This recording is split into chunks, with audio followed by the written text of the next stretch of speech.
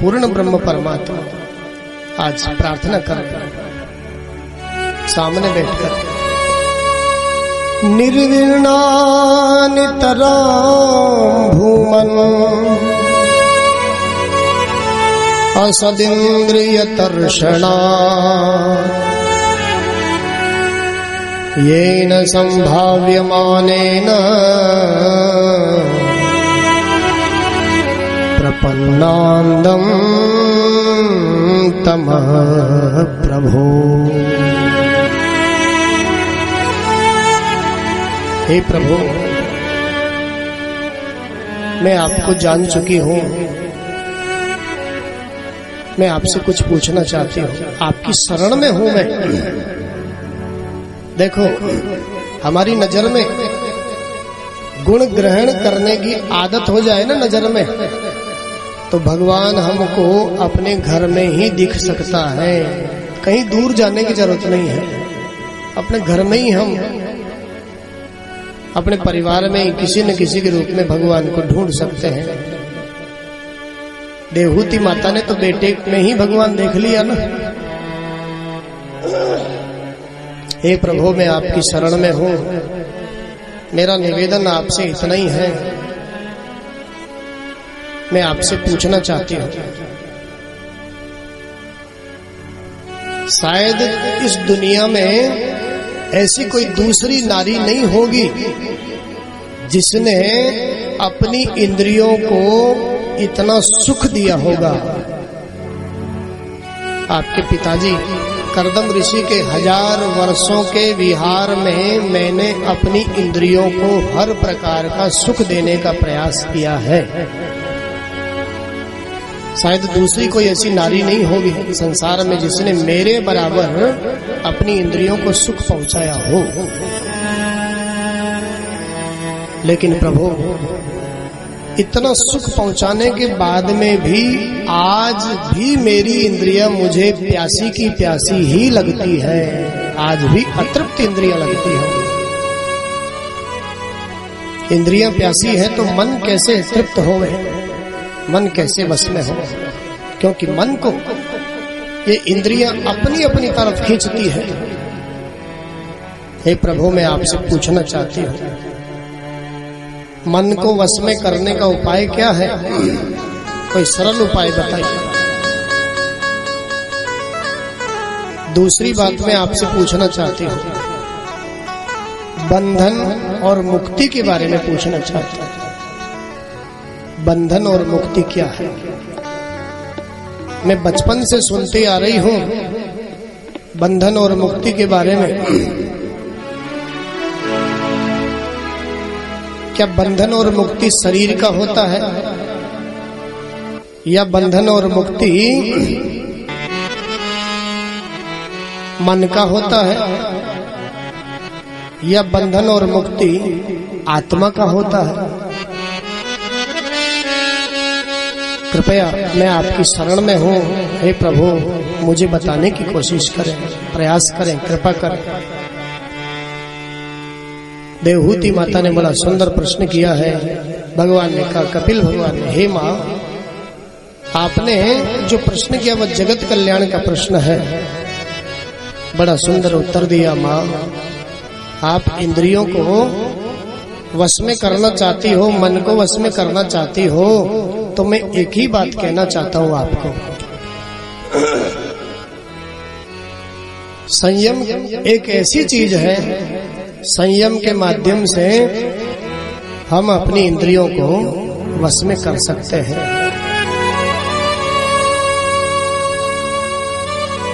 अगर जीवन में संयम नहीं है तो फिर हमारी इंद्रियां हमारे बस में नहीं हो सकती। मन की तो बात ही छोड़ो, इंद्रियां वश में नहीं है तो मन वश में नहीं हो सकता। लेकिन संयम एक ऐसी दवाई है, संयम के माध्यम से हम अपनी इंद्रियों को वश में कर सकते हैं। देखना इंद्रियों के न घोड़े भगे, ये जीवन एक रथ के समान है और इस रथ में, जीवन रथ में इंद्रिय रूपी घोड़े जुते हुए हैं। मनहीन घोड़ों की लगाम है। आध्यात्मिक दृष्टि से देखें तो बुद्धि ही सारथी है। तो भैया बुद्धि के हाथ में यदि संयम का कौड़ा चाबुक नहीं होगा तो ये घोड़े हमारे इस जीवन रूपी रथ को न जाने कहां कौन से गड्ढे में उलट पलट कर देंगे। और यदि बुद्धि के हाथ में संयम रूपी नियंत्रण का कौड़ा है, चाबुक है, तो फिर घोड़े हमारे रथ को, जीवन रथ को सही दिशा में लेकर के जाएंगे। देखना इंद्रियों के न घोड़े भगे, और अगर भगे तो इनमें हरदम ये संयम के कोड़े पड़े। अपने रथ को सुमार्ग लगाते चलो, कृष्ण गोविंद गोपाल गाते चलो।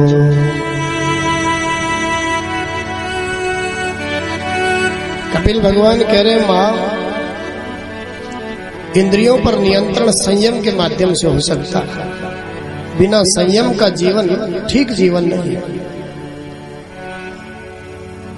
देवहूति माता कहती है, हे प्रभु, फिर भी हमारी इंद्रियां नियंत्रण में नहीं आवे तो भगवान कपिल कहते हैं, फिर भी अगर इंद्रियां वश में नहीं होवे तो फिर इंद्रियों का रुख भगवान की तरफ मोड़ दो। इंद्रियों का संबंध भगवान से जोड़ दो। आपकी जीभ रसगुल्ला मांगती है, कोई बात, उनको रसगुल्ला दो जीभ को लाकर, लेकिन जीभ का संबंध भगवान से जोड़ दो। रसगुल्ला जीभ को देव मांगती है तो कोई बात नहीं है, लेकिन रसगुल्ले को पहले है अपने ठाकुर जी को अर्पण कर,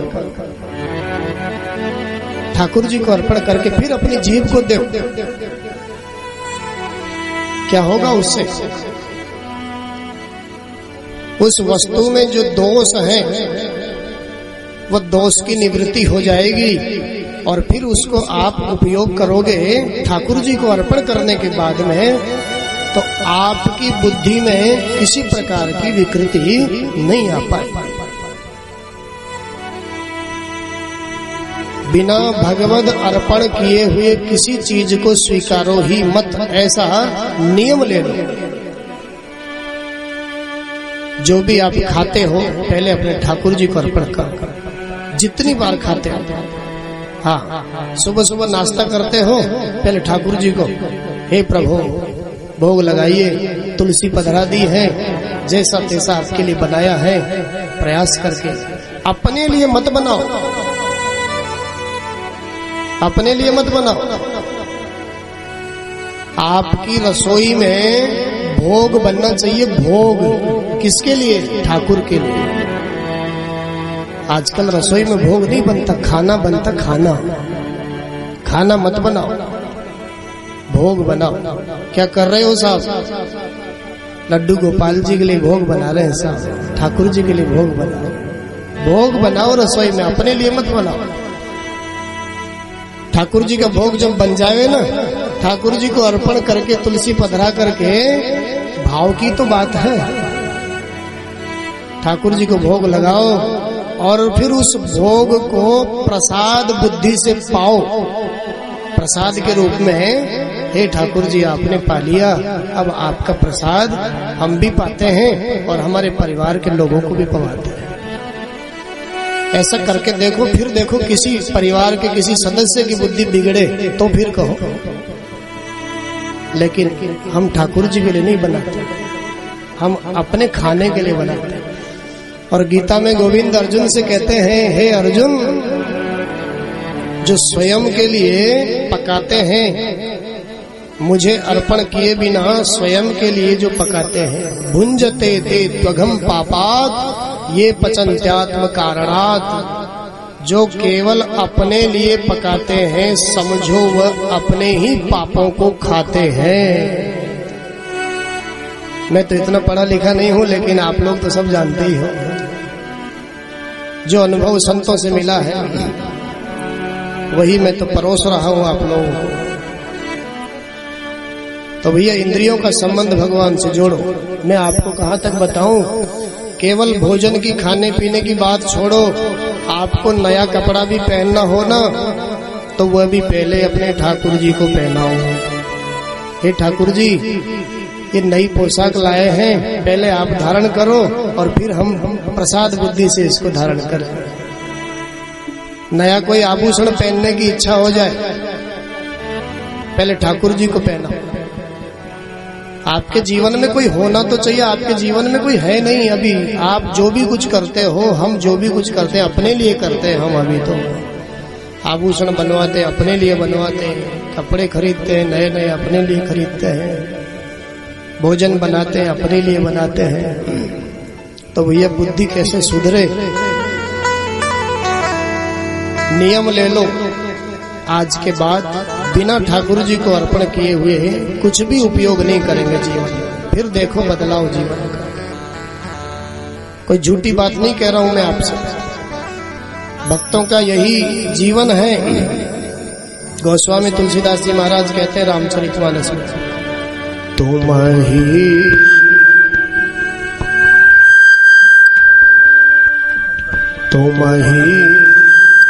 निवेदिता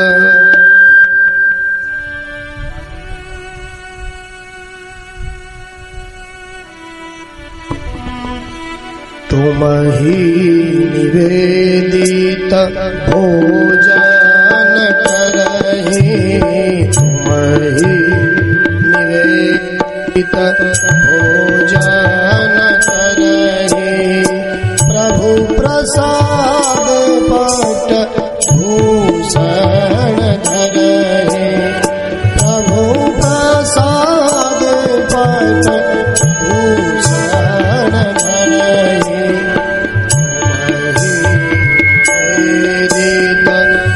भोजन करहि, तुम ही निवेदित भोजन करहि।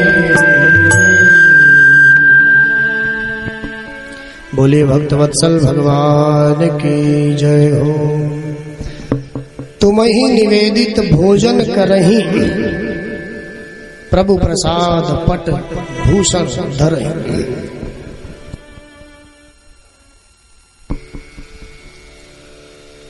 तो कहने का मतलब कपिल भगवान कहते हैं, माँ यदि फिर भी हमारी इंद्रियां बस में नहीं हो तो फिर भगवान से उनका संबंध हमें जोड़ना चाहिए। धीरे धीरे फिर संयम जब इंद्रियों में आएगा तो फिर धीरे धीरे बुद्धि के द्वारा मन भी वश में होगा। और अगर फिर भी मन वश में नहीं हो माँ तो फिर क्या करें? भगवान के जो प्यारे संत हैं, जिनका जीवन ही भगवत चर्चा में गुजरता है, जिनके जीवन में कुछ चाहिए नहीं उनको, केवल परमात्मा का नाम ही उनका जीवन है, ऐसे संतों का संग हमको करना चाहिए। ऐसे संतों का संग करना चाहिए। कपिल भगवान ने माँ से कहा, हे माँ संतों का संग करो, उनका सत्संग सुनो, तो फिर अपने आप तुम्हारा मन बस में हो जाएगा।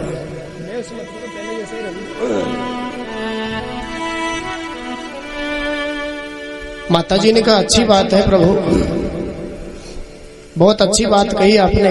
मन को वश में करने के लिए हम सत्संग करें, संतों का संग करें। लेकिन प्रभु मैं तो जानती ही नहीं हूँ संत किसे कहते हैं, मुझे मालूम नहीं है संत किसे कहते हैं। आजकल तो है प्रभु ऐसे ऐसे भी संत हैं, दिन में उनको घर पे बुला लो भोजन के लिए, और भोजन करते करते करते सब कुछ देख जाते हैं और रात को पता चलता है कि कपाट खोल करके सब कुछ साफ करके ले गए। ऐसे ऐसे भी संत हैं। मैं किसको संत समझूं? क्या लाल पीले कपड़े दाढ़ी जटा को ही संत समझूं? क्या मैं किसको संत समझूं? कपिल भगवान कहते हैं अपनी माँ से, माँ मैं तुम्हें संतों के कुछ लक्षण बताता हूँ, ये लक्षण तुम्हें जिसमें दिख जाए समझना वही संत है।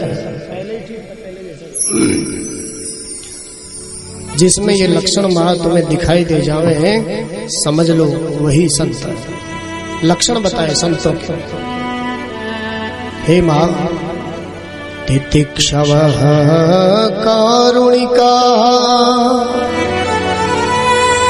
सुहृद सर्वदेहिनां अजात शत्रवः शान्ता साधव साधुभूषणाः।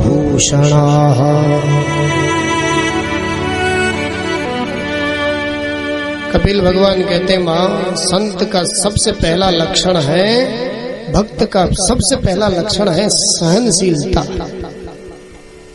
जीवन में सहनशीलता कूट कूट करके भरी हुई होनी चाहिए। सहनशीलता जीवन में नहीं है और हम भक्ति करने के लिए चलते हैं तो भैया कैसी भक्ति है? सहनशीलता प्रथम सीढ़ी है भक्ति के मार्ग में। सहनशीलता पहली सीढ़ी है। आप भक्ति करना चाहते हो, भगवान से प्रेम करना चाहते हो, अच्छी बात है, लेकिन उसके पहले आपको सहनशील बनना होगा। सहनशीलता नहीं है आप में तो फिर कैसी भक्ति है?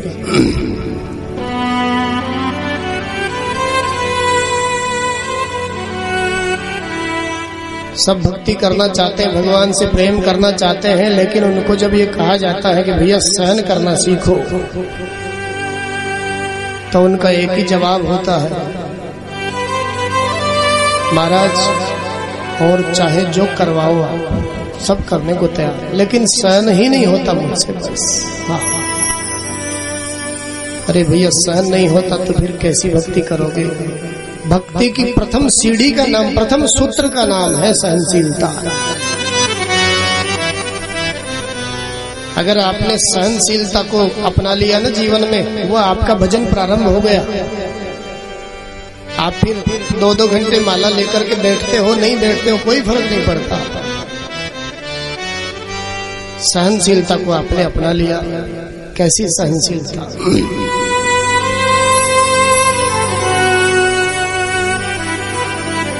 एक कोई नदी में कोई महात्मा स्नान कर रहे हैं। महात्मा स्नान कर रहे हैं। स्नान करके भगवान सूर्य नारायण को जल चढ़ाने के लिए तैयार हुए। अंजलि में उस जल में बहता हुआ एक बिच्छू आ गया। बिच्छू का स्वभाव है जिस किसी से भी स्पर्श हो जाए डंक मारना। महात्मा जी के हाथ में डंक मारी, थोड़ा दर्द से पीड़ा हुई, हाथ हिला, बिच्छू नीचे गिर गया, पानी में बहने लग गया। महात्मा जी ने फिर देखा बेचारा मर जाएगा ना बहता हुआ इस पानी में। फिर आगे बढ़ करके उसको उठाया, फिर हाथ में उठाया, फिर डंक मार दिया, फिर हाथ हिला, फिर छोड़ दिया। लेकिन महात्मा का तो स्वभाव है, सहनशीलता का स्वभाव है। फिर आगे बढ़े, फिर उठाया। कई बार ऐसा किनारे पर खड़ा हुआ एक आदमी देख रहा था। संत से कहा, अरे महाराज जाने दो ना इसको, बह जाने दो, मर जाने दो, क्यों बार बार आप इसको बचाना चाहते हो? इसका तो यही स्वभाव है, बार बार आप इसको बचाओगे, बार बार ये आपको डंक मारेगा, बह जाने दो इसको, मर जाओ। महात्मा जी की आंखों में आंसू आ गए और महात्मा जी ने उस आदमी से पूछा, अरे भैया कैसे बह जाने तू? ये 10-5 ग्राम का बिच्छू जब अपने स्वभाव को नहीं छोड़ पा रहा है, इसका स्वभाव है बार बार डंक मारना, तो मैं तो 70-80 किलो का हूँ, मैं 70-80 किलो की काया अपना स्वभाव कैसे छोड़ूं? मेरा स्वभाव है बहते हुए को बचाना, इसका स्वभाव है बार बार डंक मारना, कैसे बह जाने?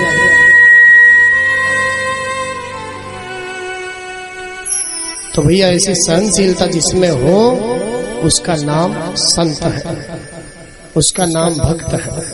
अगर सहनशीलता नहीं है तो फिर शायद हमारी भक्ति बनावटी भक्ति भी हो सकती है। बुरा नहीं मानना, आपके लिए नहीं कह रहा हूं, आप में तो सच्ची भक्ति है। मैं तो ये भागवत में जो कपिल भगवान माता जी से कह रहे हैं ना, उसके बारे में बात कर रहा हूं। सहनशीलता जब कूट कूट करके आ जाए हमारे जीवन में, तो फिर दूसरा लक्षण है संत का करुणा, दया का भाव संत के जीवन में, भक्त के जीवन में होना ही चाहिए।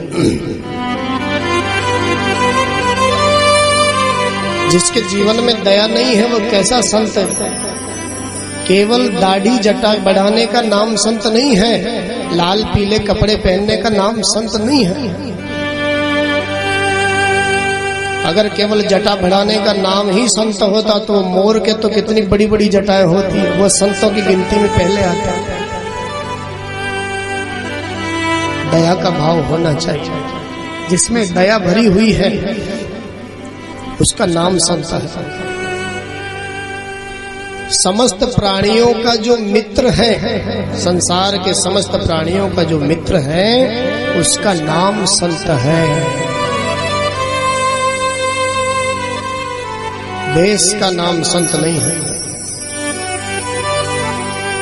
अगर देश का नाम संत होता तो केवल सिर मुड़ाने का नाम ही संत हो जाता,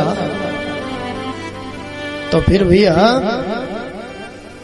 ये गडरिया की जो भेड़ होती है ना, भेड़, वो तो कई कई बार मुड़ जाती है।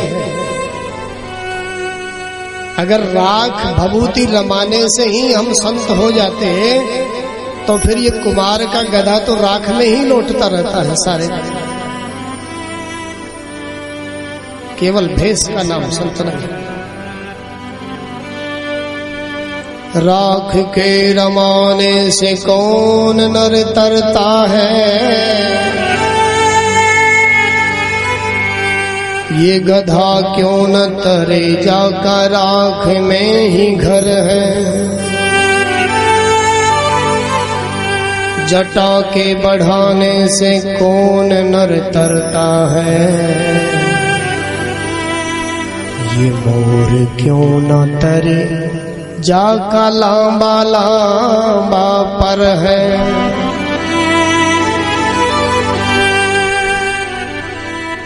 मूड़ के मुड़ाने से कौन नर तरता है,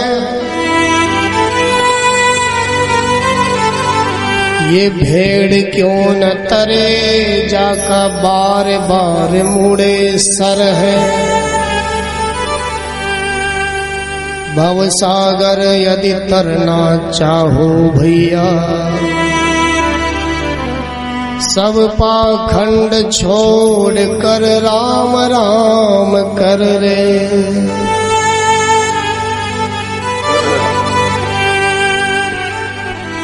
जिनका जीवन प्रशांत है वही संत है, जिसके जीवन में परम शांति है, जिसके जीवन में क्रांति है, अशांति है, वह कैसा संत, कैसा भक्त। कपिल देव भगवान संतों के लक्षण बता, यहां तक कह दिया संसार के किसी भी प्राणी के प्रति जिसका शत्रुता का भाव ही नहीं है, मित्रता का भाव है, वही तो संत है, वही भक्त है। माँ ऐसे साधुओं के, ऐसे सज्जनों के देश पर मत जाओ। आपको जिसमें ये लक्षण दिखाई दे जावे ना, फिर भले ही वो पैंट शर्ट ही क्यों न पहनता हो, वह साधु है, और जिसमें ये लक्षण नहीं है वो भले कितनी जटा बढ़ावे, कितने लाल पीले कपड़े पहने, कितना पाखंड करे, शायद वह संत नहीं हो सकता। बहरूपिया जरूर हो सकता, बहरूपिया, संत नहीं हो सकता। संत तो वही है जो कपिल भगवान ने अपनी माँ को लक्षण बताया, जिसमें सहनशीलता हो, करुणा का भाव हो, समस्त प्राणियों से उसका मित्रता का व्यवहार हो, किसी भी प्राणी के प्रति उसके मन में शत्रुता का भाव हो ही नहीं, चाहे दुनिया उसके बारे में कुछ भी कहे।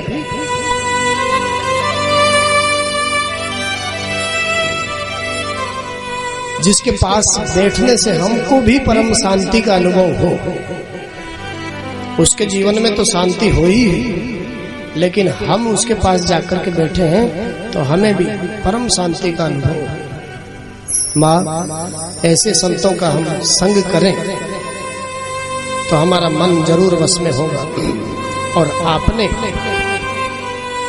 एक बात और पूछी माँ, बंधन और मुक्ति किसका होता है, उसके बारे में मैं आपसे कहना चाहता हूँ माँ, ये शरीर का कोई बंधन और मुक्ति नहीं होता।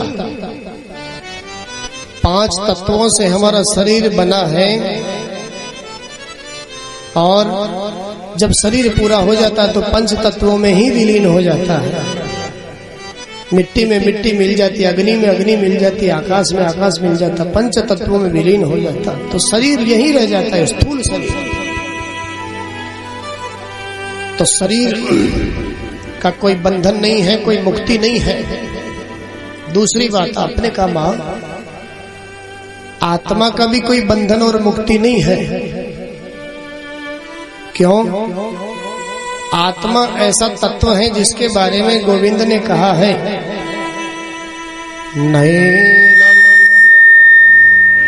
छिन्दन्ति शस्त्राणि नैनम दहति पावकः न चैनम क्लेदयन्त्यापो न शोषयति मारुतः।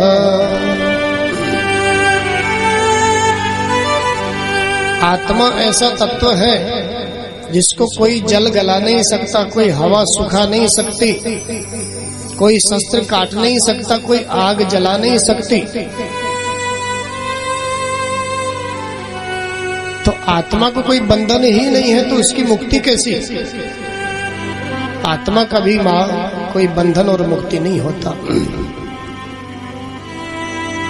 बंधन और मुक्ति का कारण है मां हमारा मन है। मन, हमारा मन संसार के विषयों की तरफ आसक्त है, तो समझो हम बंधे हुए हैं, और संसार के विषयों से धीरे धीरे धीरे हमारा मन अनासक्त होता जा रहा है, वैराग्यवान हो गया है। तो समझो हमारी मुक्ति हो गई। जिसने जीते जी अपनी मुक्ति के बारे में विचार नहीं किया, मरने के बाद में उसकी कौन सी मुक्ति होने वाली है? जिसको मुक्ति चाहिए उसको जीते जी ही प्रयास करना चाहिए। ये मन ही बंधन और मुक्ति का कारण है। मन ही बंधन और मुक्ति का कारण। मन के हारे हार है, मन के जीते जीत, मन ही मिलावत राम सो,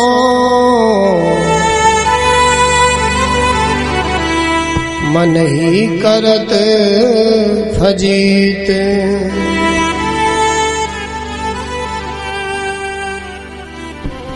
मन पर भरोसा मत करो, क्योंकि मन पलक पलक में और है, अभी क्या है, थोड़ी देर बाद क्या है। जिसने भी अपने मन पर भरोसा कर लिया उसने ही दुख पाया। इस उपदेश के माध्यम से कपिल भगवान ने अपनी मां को सांख्य योग के माध्यम से अष्टांग योग का उपदेश कर दिया। मन को वश में करने का उपाय बता दिया, अष्टांग योग का वर्णन कर दिया। यम, नियम, आसन, प्राणायाम, प्रत्याहार, ध्यान, धारणा और समाधि, ये सारे योग को अपनी मां को उपदेश कर दिया। ये सब सीढ़ियां हैं, समाधि तक पहुंचने की सीढ़ियां हैं। सीधे अर्थों में समझो, सीधे शब्दों में। पहले 5 सीढ़ियां हैं जिनको यम कहा जाता है, फिर 5 सीढ़ियां जिनको नियम कहा जाता है, फिर आसन को जीतना, फिर प्राणायाम से श्वास को जीतना, फिर प्रत्याहार, जितनी जरूरत हो उतना ही संग्रह करना, जितना पचता है उतना ही खाना। ऐसा नहीं कि पचे नहीं और खूब खाली। महत्वपूर्ण बात ये नहीं है कि हमने कितना खाया, महत्वपूर्ण बात ये है कि हमको कितना पचता है। जितना पचे उतना ही खाओ, जितनी जरूरत उतना ही कमाओ। फालतू की भागदौड़ में क्यों परेशान होते हो? व्यवस्था तो सब ठाकुर जी की है। पेट भरने वाली जो व्यवस्था वो सब भगवान की। अगर आपने खूब हाय हाय करके सब कुछ छोड़ करके खूब धन इकट्ठा कर लिया, फिर भी आपके प्रारब्ध में सुख नहीं है, तो वो धन आपको सुख नहीं दे सकता। इसलिए जितना पचे उतना ही खाओ, जितनी जरूरत उतना ही संग्रह करो। प्रत्याहार, फिर ध्यान और फिर धारणा। सिय राम मैं सब जग जानी, करो प्रणाम जोर जुग पानी। इतने लेवल जब आप पार करोगे, इतने लेवल जब पार करोगे, तब जाकर के समाधि की स्थिति आपको प्राप्त होगी। यम, नियम, आसन, प्राणायाम, प्रत्याहार, ध्यान, धारणा, फिर सबके बाद में समाधि। आजकल हम यम नियम नहीं जानते, आसन, प्राणायाम, प्रत्याहार, ध्यान, धारणा जानते ही नहीं है, और डायरेक्ट समाधि तक पहुंचने की कोशिश करते हैं। डायरेक्ट समाधि में पहुंच जाते हैं। और आजकल लोग भी हैं ऐसे, बुलाते हैं, आओ साहब 1 मिनट में ध्यान लगवा देंगे साहब परमात्मा का, आओ 1 मिनट में ध्यान। अरे भैया, इन संतों के भक्तों के जन्म जन्म व्यतीत हो गए, ये कोई एक जन्म का खेला थोड़ी है, ये तो भक्ति का जन्म जन्म का खेला है। अष्टांग योग का वर्णन कर दिया, अपनी माँ को स्वरूप दर्शन के लिए बताया। माँ, जब अपने प्रभु का ध्यान करो, वैसे तो सारे जगत में अपना इष्ट ही दिखना चाहिए, महत्वपूर्ण सर्वोपरि बात तो यह है, लेकिन फिर भी आपने कहीं अपने प्रभु का दर्शन करने के लिए निश्चित जगह बना रखी है, तो स्वरूप दर्शन में सबसे पहले उनके चरणों का दर्शन करो। चरणों का चिंतन क्यों बताया? क्योंकि परमात्मा के श्री चरणों में तरह तरह के जो आयुध हैं, शंख, चक्र, गदा, पद्म, तलवार, धनुष, यव आदि आदि के चिन्ह बने हुए आयुधों के, जब उन आयुधों से युक्त चरण चिन्हों का हमारा चित्त ध्यान करेगा, तो जन्म जन्मांतर की जो पाप की गठरी है, वो पाप की गठरी आयुधों से युक्त चरण चिन्हों से जीर्ण शीर्ण हो जाएगी, कट फट जाएगी, चिथड़े चिथड़े हो जाएगी। इसलिए चरणों का चिंतन, फिर पूर्व प्रदेश का चिंतन, फिर कटिप प्रदेश का चिंतन, फिर वक्षस्थल का चिंतन, और फिर हंसते हुए परमात्मा के मुखारविंद का चिंतन बताया कपिल देव भगवान। हंसते हुए मुखारविंद का चिंतन क्यों बताया? क्योंकि सारी दुनिया के जो लोग हैं, कोई तन दुखी, कोई मन दुखी, कोई धन बिन रहत उदास, थोड़े थोड़े सब दुखी, सुखी राम के दास। तो कैसा भी दुखी जीव हो संसार का, परमात्मा के हंसते हुए मुखारविंद का चिंतन यदि वह कर लेता है, तो परमात्मा के हंसते हुए चेहरे में वो ताकत है, वो सामर्थ्य है कि संसार के जीवों को दुख के समुद्र से निकाल करके आनंद के समुद्र में पहुंचा दे। ऐसी ताकत परमात्मा के हंसते हुए चेहरे में। इसलिए जब कभी भी अपने ठाकुर का ध्यान करो, अपने प्रभु का स्मरण करो, हंसता हुआ चेहरा उनका देखो, हंसता हुआ चेहरा ही दर्शन करो। अगर हंसता हुआ चेहरा दर्शन करोगे तो आपके चेहरे पर भी वही मुस्कुराहट, वही हंसी आने लग जाएगी, वही आनंद आएगा। बोलिए भक्तवत्सल भगवान।